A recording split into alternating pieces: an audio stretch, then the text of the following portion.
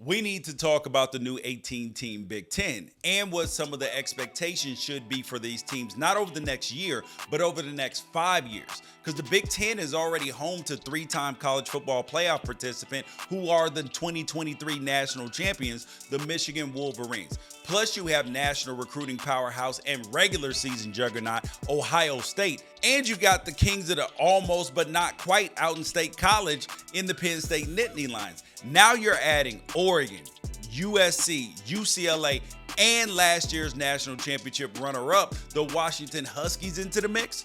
The Big Ten has the SEC on notice right now.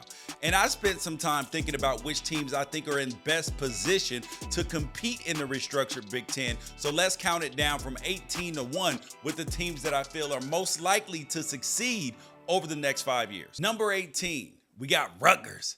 Now, it's been 11 years since the Scarlet Knights have had a winning record in conference, and Greg Schiano has the team on the right track. But you add in 4 Pac-12 schools that already have a better historical track record is only going to hurt a team like Rutgers. But you do need to be on the lookout for incoming freshman wide receiver Antonio White, because this kid could be a game changer if Rutgers can keep him in a Rutgers uniform.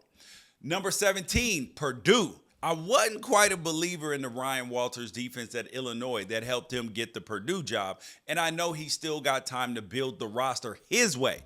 But I think that Purdue is one of those schools that needs an offensive coach in order to have any traction in this conference because recruiting is key. Number 16, Indiana.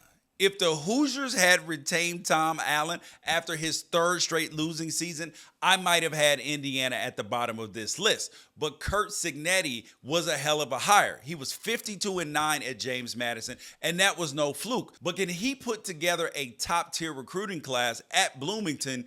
I mean, can anybody for that fact? Number 15, Illinois.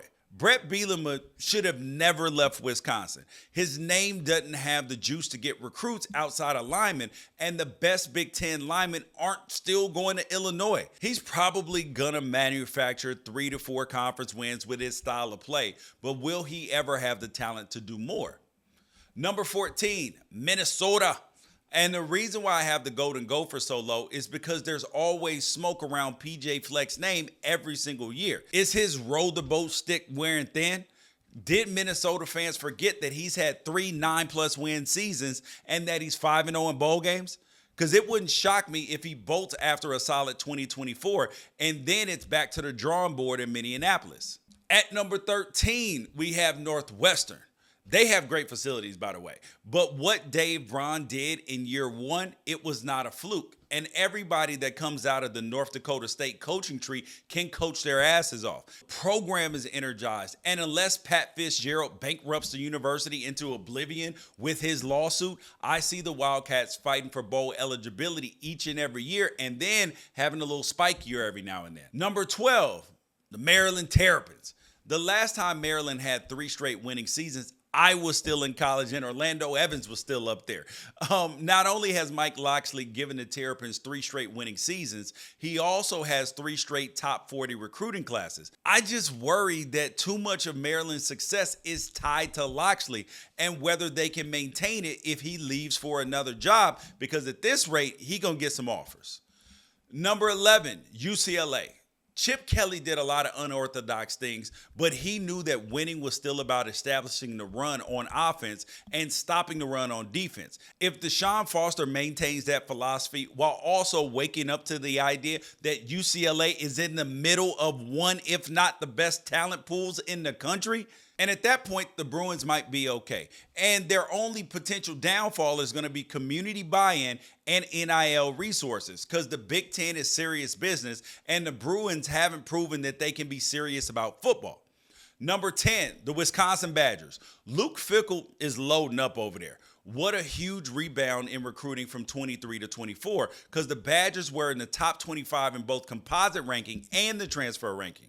And my issue with Wisconsin is that the preseason respect that they've gotten in the last 4 years has made them one of college football's biggest disappointments, because 4 straight years they were ranked in the teens in the preseason polls, and 4 straight years they finished unranked. I'll admit, having the Badgers this low, It is a risk. But the Pac-12 additions, they pose the risk of making Wisconsin have to keep up with better athletes year over year.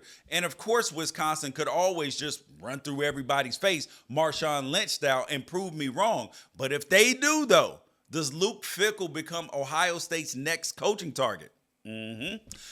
Number 9, Nebraska. Matt Rule has turned around Temple, he turned around Baylor, and he got his quarterback in Dylan Raiola. Now, the fan base is always willing to do whatever it takes out there in Lincoln, so you know he's going to have the NIL money to spend. And they have back-to-back top 25 recruiting classes, and the 24 schedule is soft enough up front to get them into their first bowl game since 2016.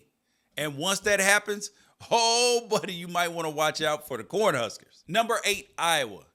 I hate watching Iowa football. That offense was dreadful. But hey, so does everybody else that has to play against that defense, though, which is top 5 over the last 10 years combined, and just signed one of the best linebacking classes in the country in 2024. And now they have a real offensive coordinator in Tim Lester, whose Western Michigan's team scored over 50 points 5 different times in the 21 season. And at this point, I'm sure Iowa fans would settle for 5 games in a season where they score over 25. That would probably make them happy. Number 7, the USC Trojans. Do I think Lincoln Riley's teams are soft?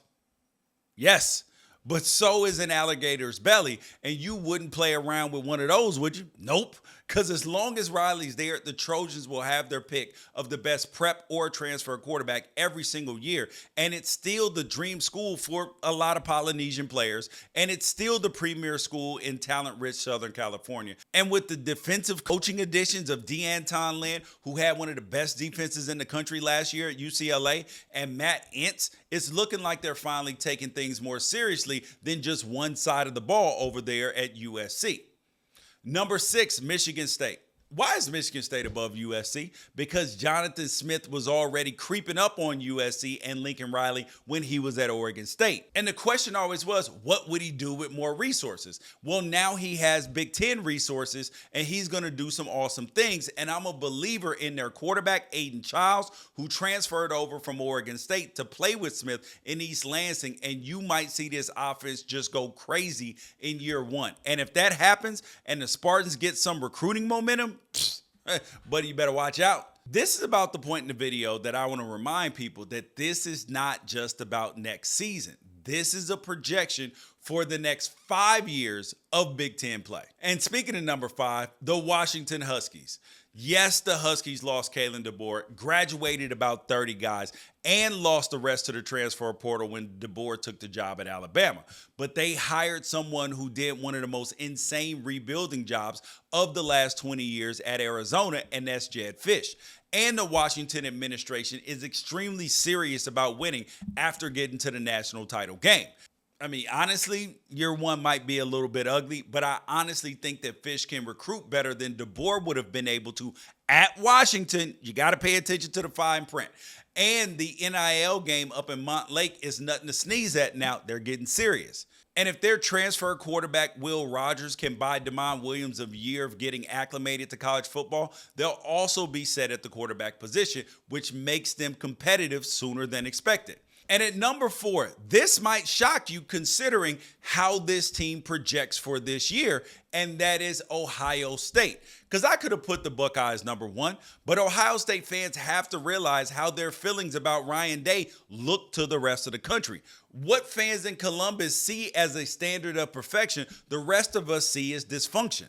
And I get that Ohio State recruits itself. The NIL era was an easy adjustment, but let's think about this.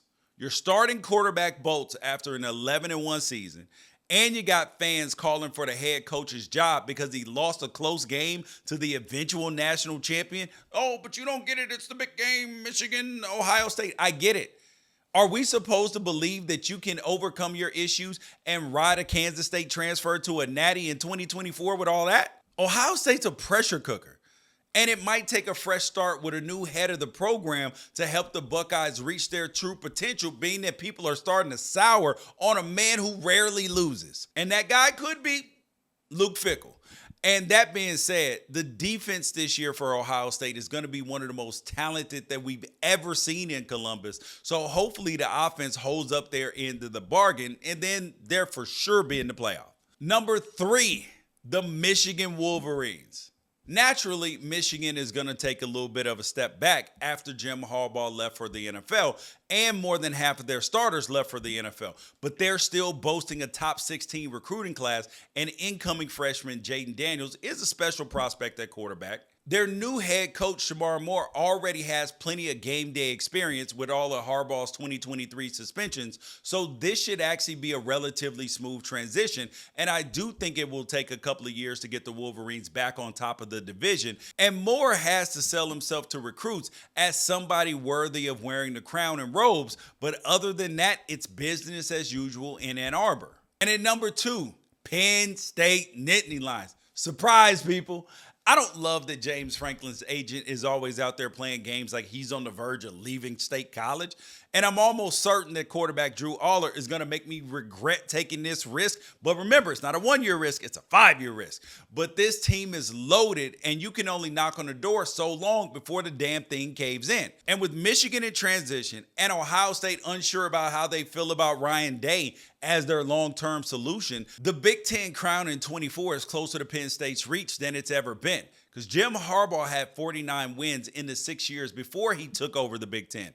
And James Franklin has 52 over the last 6 years. And Jim Harbaugh stacked 3 top 15 recruiting classes before dominating the Big Ten. And what has James Franklin done? The same exact thing over the last 3 years. It's now or never, and this could put him into a nice 5-year run. And number 1, the Oregon Ducks. Okay, let me stop you right there.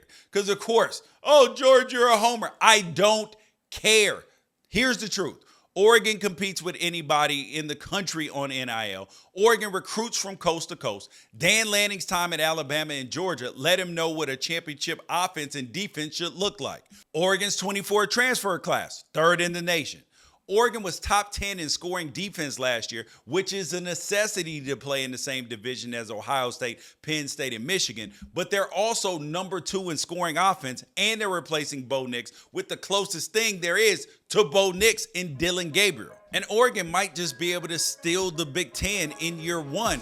And with Dan Lanning's contract, unless Jerry Jones himself comes calling, I don't see a change coming anytime soon. Now, who do you think will be the best position in the Big Ten over the next 5 years? Let me know in the comments.